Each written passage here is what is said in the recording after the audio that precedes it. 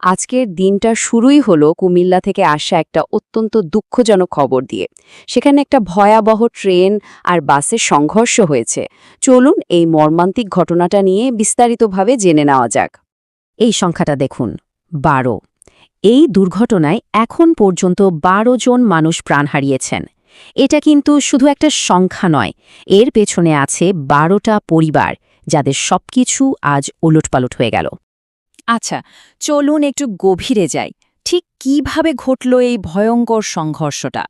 ঘটনাটা ঘটেছে কুমিল্লার পদুয়ার বাজার লেভেল ক্রসিংয়ে, মানে যেখান দিয়ে রেললাইন আর সাধারণ রাস্তা একসাথে পারাপার হয়। ঠিক সেখানেই একটা যাত্রীবাহী বাস সরাসরি একটা চলন্ত ট্রেনের সাথে ধাক্কা খায়। আর তারপরই দেশের সবচেয়ে গুরুত্বপূর্ণ আর ব্যস্ত রুটগুলোর একটা ঢাকা-চট্টগ্রাম রেললাইন পুরোপুরি বন্ধ হয়ে যায়। তো এমন একটা ভয়াবহ দুর্ঘটনার পর স্বাভাবিকভাবেই প্রশ্ন ওঠে এর পেছনের কারণ আর হতাহতের সংখ্যা নিয়ে। চলুন সেদিকেই নজর দেয়া যাক। দুর্ঘটনার ভয়াবহতাটা আসলে বলে বোঝানোর মতো না। এখন পর্যন্ত যে খবর পাওয়া যাচ্ছে তাতে 12 জনের মৃত্যু নিশ্চিত করা হয়েছে, আর অন্তত 5 জন মারাত্মকভাবে আহত হয়ে হাসপাতালে আছেন। আর এতগুলো জীবন চলে যাওয়ার পর প্রশ্নটা তো উঠবেই যে এর দায় আসলে কার। প্রাথমিক যে তথ্যগুলো সামনে আসছে তাতে কিন্তু দায়িত্বে অবহেলার কথাই বারবার বলা হচ্ছে। আর এই অবহেলার কারণেই প্রায় সাথে সাথেই ব্যবস্থা নেওয়া হয়েছে। রেলওয়ের 2 জন গেটম্যানকে আপাতত তাদের দায়িত্ব থেকে বরখাস্ত করা হয়েছে, মানে সাসপেন্ড করা হয়েছে। আচ্ছা, তো এখন ঘটনাস্থলে ঠিক কি হচ্ছে, উদ্ধার কাজ কিভাবে চলছে, চলুন সেটা একটু জেনে নিই।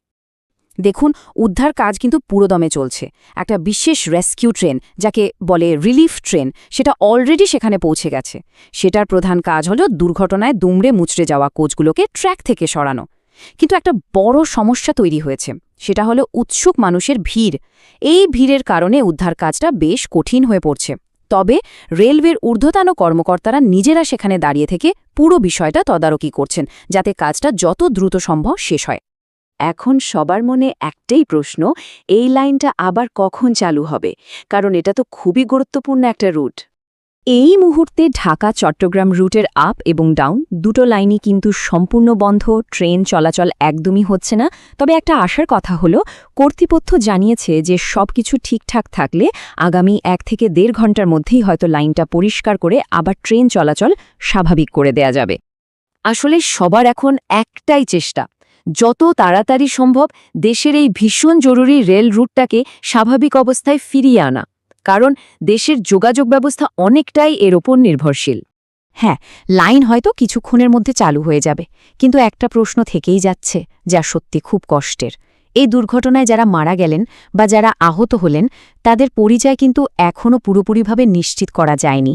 ভাবুন তো একবার, তাদের পরিবারগুলো কি ভীষণ উদ্বেগ আর উৎকণ্ঠার মধ্যে আছে।